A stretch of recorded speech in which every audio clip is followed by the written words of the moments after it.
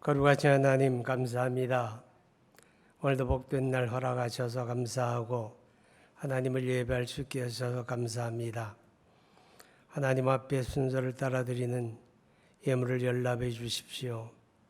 사랑하는 성도들의 손길이 참으로 믿음으로 구별하여 감사함으로 드리오니 하나님 그 모든 예물을 연락해 주시고 그들의 삶의 자리마다 하나님의 평강과 복주심이 있기를 바라며 때를 따라 도우시는 주의 은혜가 있기를 간절히 바랍니다.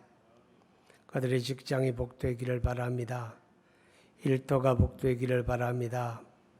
열심히 일할 수 있는 일거리가 있게 하시고 일하고 수고한 후에 열매를 넉넉하게 거두도록 하나님의 복이 있기를 바랍니다.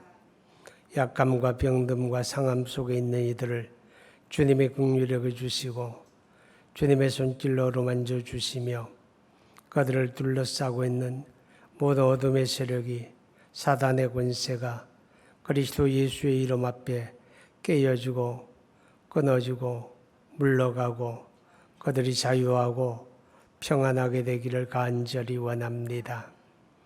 하나님 온라인으로 예배하는 모든 성도들 참으로 국내에 있는 분들만 아니라 해외에서 온라인으로 예배하는 모든 분들에게도 하나님의 은혜가 있기를 간절히 바랍니다. 예수님 이름으로 기도하옵나이다. 아멘.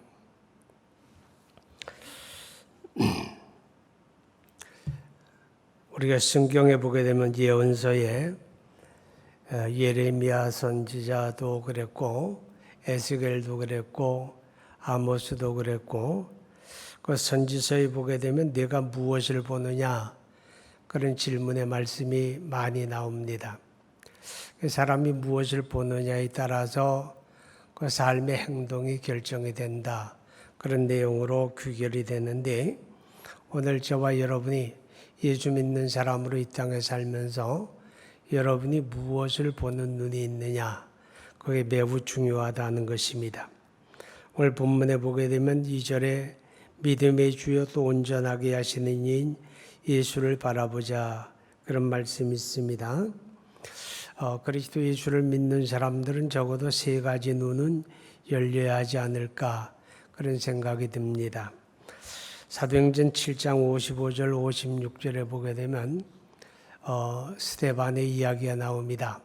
스데반이 성령 충만하여 하늘을 우러러 주목하여 하나님의 영광과 및 예수께서 하나님 우편에 서신 것을 보고 말하되 보라 하늘이 열리고 인자가 하나님 우편에 서신 것을 보노라 한데 스데반이 순교를 당하는 때 이야기죠. 기독교 역사에서 공식적으로 최초의 순교자 그러게 되면 스데반이 됩니다. 그 다음에 두 번째가 사도 야고보가 되는데 이 스데반이 예루살렘 성 밖에 끌려나가고 사람들이 돌을 던져서 그 돌에 맞아 순교당하게 됩니다. 근데 그때에 하늘이 열리고 하늘의 광경을 바라보죠. 하나님의 영광을 보게 되고 그 우편에 그리스도께서 두 팔을 벌리고 그를 영접하는 그런 광경을 보게 됩니다. 이 하늘의 영광을 바라보는 그런 눈이 성도들에게는 있어야 돼요. 그 다음에 두 번째 눈은 우리가 주님을 바라보는 그런 믿음의 눈이 필요합니다. 우리 믿음의 주님은 한 분밖에 없잖아요. 우리를 위해 십자가에 죽으시고 피 흘리시고 부활하신 예수 그분만이 우리 믿음의 주님이 되어지는 것입니다. 그래서 사도행전 4장 12절을 보면 천하 인간의 구원을 얻을 만한 다른 이름을 우리에게 주신 일이 없다. 오직 예수 그리스도만이 구원의 주님이다. 왜냐하면 그분만이 하나님의 아들이시고 그분만이 우리를 위해 십자가에 죽으셨고 부활하셨기 때문에 그래서 예수님만이 구원의 주님이 되어지는 것입니다. 자, 그런데 이단이라고 하는 게 있잖아요. 오늘 우리 주변에 수만 가지 이단 사이비 그런 적그리스도들이 활동을 하는데 그들은 전부 다 사람, 자기가 믿음의 주다. 나를 믿어라. 나를 믿어야 천국 가고, 나를 믿어야 구원받고, 나를 믿어야 무슨 14만 4천에 들어서 신천 신지에 들어간다. 그런 이야기를 합니다. 여러분, 이런 것들은 다 성경하고 상관이 없는 거죠. 오직 성경은 십자가에 죽으시고 부활한 예수만이 구원의 주님, 믿음의 주님이다. 우리의 믿어야 할, 우리에게 믿음의 대상이 되는 분은 예수밖에 없다. 그렇게 말씀을 합니다. 자, 2절을 보게 되면 믿음의 주여 또 온전하게 하시는 이인 예수를 바라보자. 그렇게 말씀을 합니다. 온전하게 하시는 이. 우리가 예수님을 바라보고 살아야 하는 이유를 이야기하는 거예요. 왜 예수 바라보고 사느냐? 예수 바라보고 살게 되면 우리가 온전하게 된다. 이렇게 말씀을 해요. 이 온전하게 된다라고 하는 것은 우리 믿음의 온전함을 이야기합니다. 믿음이 온전하게 된다는 말은 성장과 관계가 있는 거예요. 믿음이 성장하면 온전하게 되는 거죠. 어린아이들이 보는 거, 듣는 거, 말하는 거, 혹은 분별하는 지혜, 이런 게 온전하지 않으니까 어린이들은 일꾼이 안 되는 거예요. 그런데 장성하게 되면 일꾼이 되지요. 왜냐하면 보고 듣고 말하고 행동하는 것이 온전하니까. 이제 그런 의미에서 주님을 바라보고 살 때 우리 믿음이 온전하게 된다. 그렇게 말씀을 하는 것입니다. 우리가 하나님 앞에 이제 기도도 하고 말씀도 보고 이제 이런 것들이 다 이제 통해서 우리가 믿음이 온전하게 되고 성장을 이루게 되는데 우리 주님 바라보는 거예요. 그런 게. 자, 그런데 여기서 한 가지 기억해야 할 거는 우리가 경건이라고 하는 말이 있습니다. 디모데전서 4장 7절 8절에 보게 되면 경건에 이르기를 연습하라 그랬어요. 경건은 범사가 유익하다. 예수 믿고 구원받은 사람들이 이 말세를 살아가는 삶의 자세가 경건함이라고 베드로후서 3장에 말씀을 하죠. 거룩한 행실과 경건함으로. 자, 그러면 이 경건이라고 하는 말의 의미가 뭔가 하면 바라본다는 거예요. 누구를 바라보느냐? 주님을 바라본다는 거예요. 그게 경건이에요. 그럼 우리가 성경을 읽는 것도 경건이거든요. 그럼 성경 읽으면서 누구 바라보냐? 주님 바라보는 거죠. 우리가 예배하는 것도 경건이거든요. 왜냐하면 예배를 통해서 우리가 주님 바라보는 거예요. 우리가 찬송하는 것, 기도하는 것도 경건이에요. 왜냐하면 그것을 통해서 사람을 바라보는 게 아니라 믿음의 주님이신 그분을 바라보기 때문에 그런 것을 경건이다. 그렇게 이야기하게 됩니다. 자, 이렇게 해서 우리가 주님 바라보고 경건 생활하게 되면 우리 믿음이 자라서 점점 온전하게 되고 우리 믿음이 온전하게 될수록 우리가 두 가지 특징이 나타나요. 하나는 주님을 닮는 거죠. 우리가 온전해진다 그 말은 그만큼 주님 닮는 거예요. 우리의 성품이 주님을 닮고 우리의 말이 주님을 닮고 우리 생각이 주님을 닮고 우리 삶의 모습이 주님을 닮아가는 거죠. 그죠? 그 다음에 이 온전하다라는 말 속에는 뭐가 있는가 하면 일꾼이 된다는 말이 있는 거예요. 성장하게 되면 일꾼이 되는 거예요. 그런데 내가 신앙생활을 오래 했는데 하나님의 쓰심에 아직도 아무런 일꾼이 못 되고 있다. 그럼 그 사람은 아직 그렇게 성장한 믿음은 아니죠. 성장한 사람은 두 가지 특징이 있어요. 주님을 닮는 거고 그리고 일꾼 되는 거다. 자, 이렇게 믿음이 성장하기 위해서 믿음의 주님이신 예수를 바라보라. 그렇게 말씀을 하죠. 그리고 우리가 예수를 바라봄으로 우리 신앙생활에 승리를 하게 됩니다. 자, 마귀는 항상 세상을 바라보라고 합니다. 우리가 요한일서 2장 15절을 보면 너희가 이 세상이나 세상에 있는 것들을 사랑하지 말라 그랬잖아요. 그런데 마귀는 자꾸 세상을 바라보라 그래요. 마태복음 4장에 보면 예수님께서 세례 요한에게 세례를 받고 그 공생애를 시작하게 됐는데 그때 제일 먼저 마귀에게 시험을 받습니다. 광야에 나가서 마귀에게 시험을 받을 때 마귀가 시험하는 내용 가운데 하나가 뭔가 하면 높은 산꼭대기에 세우고 그 눈앞에 천하만국의 영광을 펼쳐 보입니다. 그러면서 하는 말이 내게 절하라. 그럼 이 모든 것을 너에게 주겠다. 이렇게 유혹을 하죠. 자, 마귀가 보여주는 건 이 세상을 보여주는 거예요. 이 세상의 화려함, 이 세상의 영광, 이 세상의 아름다움, 이 세상의 것들을 자꾸 보여주는 거죠. 그러면서 너는 그거 바라보고 살아라. 이렇게 유혹하는 게 마귀입니다. 그런데 성경은 뭐라고 말하는가 하면 그런 세상 바라보지 말고 예수 바라봐야 한다. 그래야 우리가 영적 생활에 승리한다. 이렇게 가르쳐 주고 있습니다. 자, 그런데 많은 사람들이 이 마귀의 소리에 더 귀를 빼앗기는 거죠. 우리가 믿음의 주님을 바라보는 게 아니라 세상을 바라보는 거예요. 누구 얘기입니까? 예수 안 믿는 사람들이 아니라 예수 믿는 믿음을 고백하면서도 마귀가 보여주는 세상을 바라보고 세상의 시선을 빼앗기는 거예요. 세상의 시선을 빼앗기게 되면 우리 믿음이 흔들려 버리게 되고 죄에 넘어지게 되고 마귀의 유혹에 넘어지는 그런 결과를 가져오죠.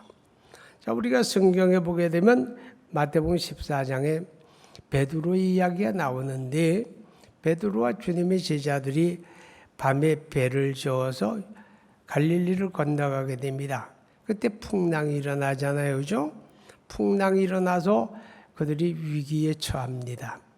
이제 죽었구나 그런 생각을 할 때쯤에 우리 주님이 물결 위를 걸어서 제자들에게로 다가옵니다. 자, 그때 깜짝 놀란 제자 베드로가 말하기를 주님이시거든 나를 명하여 물 위로 오라고 해주세요. 그럽니다. 주님이 말씀하죠. 베드로야 내게로 오라. 그때 베드로가 겁없이 물 위를 내려딛습니다. 그리고 주님을 향해서 물결을 밟으면서 성큼성큼 걸어갑니다. 얼마 가지 못해서 베드로가 물속에 빠져들잖아요. 그죠? 왜 빠져드는가 하면 시선을 빼앗긴 거예요. 저기 주님 바라보고 걸어갈 땐 물 위를 걸어갔는데 귓전을 때리는 세찬 바람 소리가 들리고 눈앞에 일어나는 물결을 바라보고 그 시선을 빼앗기는 그 순간에 물속에 빠져들고 맙니다. 우리도 똑같은 거죠. 우리 이 땅에 살아가면서 나를 위해 죽으시고 부활한 예수를 똑바로 바라보고 시선 뺏기지 않고 그분 바라보고 가게 되면 우리가 이 세상을 승리합니다. 믿음에 승리하게 되고 신앙생활을 잘하게 되는데 우리 시선이 흔들려 버리게 되면 금세 우리가 세상 속에서 죄에 빠지게 되고 넘어지게 된다 하는 것이죠. 자, 그래서 우리 주님을 바라보라 그렇게 말씀을 합니다. 이 세상을 살다 보면 여러 가지 시련도 있고 고난도 있잖아요. 그죠? 세상이니까 그런 거예요. 만약에 우리가 천국에서 살고 있는데 병도 들고 실패도 하고 뭐 환란이 닥치고 그럼 그건 진짜 이상한 거예요. 근데 이 세상은 범죄하고 타락한 인간, 하나님의 진노 아래 있는 사람들이 사는 세상이니까 세상 사는 동안에는 믿는 사람이나 믿지 않는 사람이나 다 어려움을 겪는 거예요. 저 바다에 보게 되면 파도가 늘 밀려오잖아요. 그죠? 큰 게 밀려왔다, 작은 게 밀려왔다, 또 그것이 끝이 아니에요. 계속 밀려오는 거예요. 그것처럼 이 땅에 사는 삶에는 시련도 있고 어려움도 있기 마련이에요. 자, 그런데 예수 바라보는 사람은 그 어떤 시련의 물결도 헤쳐나간다는 거죠. 그 시련의 물결이 나를 때렸다고 해서 거기서 내가 망하는 거 그게 아니고 예수 바라보고 주님 의지하고 사는 사람은 아무리 큰 시련이 다가와도 그 시련을 딛고 앞으로 나가는 거예요. 그 시련 때문에 망하지 않는다 하는 것을 우리가 생각해 볼 수가 있습니다. 그렇기 때문에 성경의 로마서 8장에 보면 하나님을 사랑하는 자 곧 그 뜻대로 부르심을 입은 자들에게는 모든 것이 합력하여 선을 이룬다 그랬잖아요. 하나님을 사랑하는 자가 뭐예요? 그분 바라보는 자 그 말이에요. 어려울 때, 괴로울 때, 힘들 때 그분 바라보는 자, 주님 바라보는 자, 그들은 모든 것이 합력하여 선하게 하시는 하나님의 승리를 경험하게 된다 하는 것입니다. 우리가 고린도후서에 보게 되면 바울의 간증이 나오게 돼요. 바울의 간증을 들어보게 되면 어떻게 사람이 저럴 수가 있을까? 그런 생각을 갖게 됩니다. 얼마나 많은 시련을 겪었는지 몰라요. 40에 하나 감하는 태장에 맞는 일을 여러 번 당하게 되고, 감옥에 갇히게 되고, 물의 위험을 당하게 되고, 산의 위험을 당하게 되고, 짐승의 위험을 당하게 되고, 돌에 맞고 태장에 맞고 굶주리고 배고프고 그러니 수없이 많이 겪었다. 그런 간증을 바울이 하게 됩니다. 이렇게 엄청난 시련 가운데서도 그 바울이 이제 못 해먹겠다. 나 그만둘 거야. 이만큼 했으면 됐어. 이러고 중단할 만도 한데 바울이 그리하지 아니하고 끝까지 그의 사명의 길을 완주하게 됩니다. 내가 선한 싸움을 다 싸우고 달려갈 길을 마치고 믿음을 지켰으니 이제 후로는 나를 위하여 의의 면류관이 예비되었으므로 그날의 의로운 재판장이 내게 주실 것이다. 이 디모데후서 4장에 나오는 바울의 고백입니다. 내가 끝까지 달려갔다는 거죠. 그럼 그가 끝까지 달려갈 수 있었던 그 어떤 힘, 그 능력의 원천이 뭐냐고 말이죠. 여러분이었다면 그럴 수 있었겠습니까? 물론 저도 마찬가지고. 근데 그럴 수 있었던 이유가 뭔가 하면 그가 주님을 바라보았기 때문이다 그 말이죠. 힘들고 어려울 때 세상 바라보고 사람 바라보고 했으면 그도 우리와 똑같은 사람이니까 중도에 포기도 하고 주저앉을 수도 있었겠죠. 그러나 그는 끝까지 어느 순간에도 우리 주님을 바라보는 시선이 흐트러지지 아니하고 주님 바라보았기 때문에 사도 바울이 그 사명을 끝까지 감당할 수가 있었다 하는 것입니다. 빌립보 2장에 보면 그 바울이 이런 고백을 하죠. 내가 사는 것이 그리스도이니 죽는 것도 유익이다. 나는 사나 죽으나 주님을 위할 뿐이다. 그런 고백이 나오는 거죠. 그 말은 바로 그가 늘 그 시선이 주님을 향해 있었다 하는 것을 우리가 깨닫게 됩니다. 우리가 믿음에 승리하려고 할 때 천국 바라보는 눈이 있어야 하고 나를 위해 죽으시고 부활하신 믿음의 주님, 그분을 바라보는 눈이 있어야 돼요. 그 다음에 이런 눈을 가진 사람들은 우리 이웃을 바라보는 사랑의 눈이 있어야 합니다. 자, 주님이 마태복음 19장에 네 이웃을 내 몸같이 사랑하라 이렇게 말씀을 했잖아요. 그죠? 그럼 우리가 이웃을 바라보는 사랑의 눈을 갖는다는 말이 뭔가 하면 우리 주님이 바라보는 것을 같이 바라본다는 거예요. 우리가 성경에 보게 되면 하나님을 가리켜서 고아와 과부의 아버지다 그렇게 표현을 해요. 고아와 과부들의 아버지다. 여기 혼자 계신 분들 하나님이 나의 아버지로구나. 근데 저에게도 아버지고 다른 분들에게도 다 아버지죠. 근데 왜 성경에서 하나님은 고아와 과부의 아버지다 이런 표현을 하는가 하면 하나님이 그들을 주목해 보신다는 거예요. 하나님이 그들에게 특별하게 관심을 가지고 있다 그 말이잖아요. 그럼 하나님이 바라보는 거기에 우리가 같이 바라보고 하나님의 관심을 갖는 그들에게 우리도 관심을 갖는 이것이 바로 하나님의 기쁨을 구하는 거예요. 하나님의 기쁨을 구하는 거고 하나님의 영광을 구하는 거다 하는 거죠. 자, 여러분, 우리가 이웃을 사랑한다는 건 그렇게 크고 어려운 것은 아니에요. 우리가 지금 코로나19 사태를 겪으면서 여러분 지금 이렇게 비대면 예배를 하게 되는데 이 예배하는 이 시간만 비대면 하는 게 아니에요. 예배를 마치고 돌아가는 시간에도 절대 마스크는 벗으면 안 돼요. 예배당에 와서는 물 한 모금도 먹으려고 하지 마세요. 그리고 아무리 반가워도 오랜만에 만나니 다 반갑잖아요. 절대 가까이 가서 얼굴을 가까이 대고 소근소근 얘기하지 말고 아무리 가까워도 접촉하지 말고 신체 접촉하지 말고 그냥 반가우면 손 한번 흔들어주고 가세요. 아시겠죠? 그래야 되는 거예요. 그게 우리가 이웃 사랑하는 거예요. 내가 왜 마스크 씁니까? 답답하게. 그게 나를 지키는 거고 내 옆 사람을 지키는 거예요. 그게 이웃 사랑하는 거다 그 말이죠. 뭐 거창한 게 아니라 이렇게 우리가 방역 수칙 하나 잘 지키는 것도 이웃 사랑하는 것이다 하는 것을 우리가 깨달으면 좋겠습니다. 마태복음 25장에 보면 예수님이 비유로 하신 말씀 가운데 너희가 내게 감옥에 갇혔을 때 와 보았느냐? 내가 병들었을 때 돌아보았느냐? 내가 배고플 때 먹어주었느냐? 목마를 때 마시게 했느냐? 헐벗을 때 입혀주었느냐? 이런 반문을 하는 내용이 나오잖아요. 자, 그때 사람들은 얘기해요. 주님 언제 주님이 헐벗고 굶주리고 배고프고 감옥에 가시고 병들었고 그런 때가 언제 있습니까? 그러죠. 우리 주님 말씀이에요. 여기 있는 어린 소자 하나에게 행한 것이 곧 내게 행한 것이다. 이제 그렇게 말씀하는 것을 우리가 보게 됩니다. 사랑하는 여러분.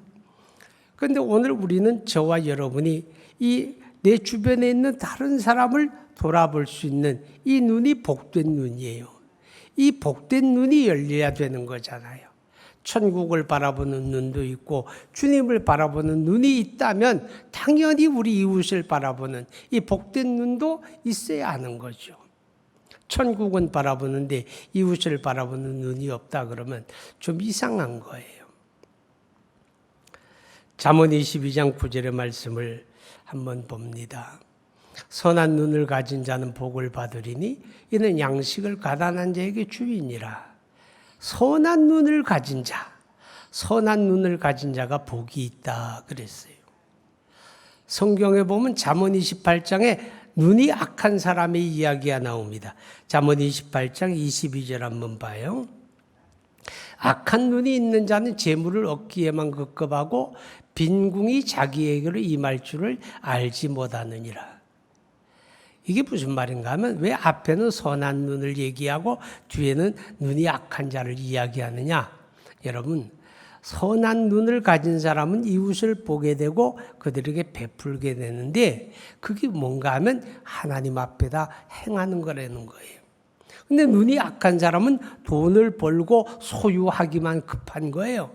그리고 자기에게 그것이 날아가는 날, 빈궁한 날, 어려움이 닥치는 날을 생각하지 않는다는 거예요. 쉽게 말하면 내가 가진 거는 이제 영원하다. 이건 전혀 뺏길 수 없는 내 것이다. 이렇게 생각한다는 거죠. 정말 그럴까요? 아니에요. 그게 언제 나를 떠나는지 아무도 몰라요. 그렇기 때문에 눈이 선한 자는 이웃을 바라보는 거고 그들의 아픔을, 그들의 눈물을, 그들의 배고픔을, 그들의 헐벗음을 외면하지 않는 이것이 바로 눈이 선한 자다. 그렇게 말씀을 합니다. 잠언 28장 8절 한번 봅니다. 읽어요. 시작. 중한 별리로 자기 재산을 늘리는 것은 가난한 사람을 불쌍히 여기는 자를 위해 그 재산을 저축하는 것이니라. 여러분 이거 잘 들으셔야 돼요. 제가 뭐 그렇게 오래 살지는 않았는데 목회는 제법 오래 했어요. 40년이 헐넘도록 했으니까. 근데 신기한 게 바로 이 말씀이에요. 이 말씀. 여러분 인색을 떨고 그냥 내 것이라고만 생각하는 사람, 그 사람 지금 착각하고 있다는 거예요. 그가 그렇게 벌어 모은 재산이 그게 내 것이더냐 이렇게 묻는 거예요 지금. 그게 내 것이 아니라는 거예요. 하나님이 너에게 맡겨주었는데 언제까지 맡겨주었느냐. 가난한 자를 돌아보고 구제하고 베푸는 그를 위해서 쓰려고 내가 지금 너에게 맡겨놓은 거야. 이렇게 말씀하는 거예요. 나에게 맡겨놓았으니 내 것인 줄 아는데 아니라는 거죠. 내가 필요하면 그거 빼다 이 사람한테 줄 거야. 이 사람이 누구냐? 가난하고 어려운 사람들을 외면하지 않는 사람을 이야기하고 있다 하는 거죠. 이제 말씀을 마치려고 합니다. 여러분, 어려울 때 서로 어울리게 되면 어려움을 극복할 수가 있잖아요. 그죠? 근데 어려울수록 자기만 생각하고 나만 우선하고 이러면 서로 죽는 거예요. 서로 죽는 거예요. 어려울수록 서로 연합해야 돼요. 우리가 이제 코로나 초기에 마스크 대란이 벌어졌잖아요. 근데 사람들이 다 이기적인 마음을 가지고 빨리 한 장이라도 나는 더 가져야 돼. 그러면 서로 죽는 거예요. 그죠? 서로 힘들어져요. 그런데 서로 마음의 여유를 가지고 두 장 가진 자가 하나씩 나누고 이렇게 되면 언젠가는 그것이 서로 사는 길이 되잖아요. 구제도 그런 거다 그 말이죠. 아주 크고 대단한 게 아니라 우리가 명절을 앞두고서 나보다 어려운 사람에게 나의 작은 것 하나라도 나누려고 하는 그런 마음가짐이 그게 바로 복된 마음이다. 그렇게 성경이 말씀을 해요. 자, 이 아침에 예배하는 사랑하는 여러분, 예수 믿고 구원받은 사람은 적어도 세 가지 눈이 있어야 돼요. 저 천국을 바라보는 눈이 있어야 하고, 믿음의 주님이신 예수 바라보는 눈이 있어야 하고, 그 눈을 가진 자는 나보다 어렵고 힘들어하는 이웃을 바라보는 그 눈이 우리에게 있어야 합니다. 이것이 바로 복된 눈이다 하는 것을 기억할 수 있기를 바랍니다. 기도합니다. 거룩하신 하나님 아버지, 하나님의 은혜와 사랑을 감사드리며 오늘도 우리에게 허락한 거룩한 말씀을 마음에 새깁니다. 이 말씀이 우리 마음에 간직되게 하시고 우리 삶이 이끌어가는 능력이 되기를 바랍니다. 저 천국 스데반이 바라본 그곳을 나도 바라보는 눈이 있게 하시고 믿음의 주요 온전하게 하시는 예수, 바울이 그를 바라보는 것처럼 우리도 그를 바라보고 살게 하시고 어려운 이웃을 바라보고 그들의 눈물을 닦아주는 그런 눈이 우리에게도 있게 하여 주시옵소서. 예수님 이름으로 기도하옵나이다. 아멘.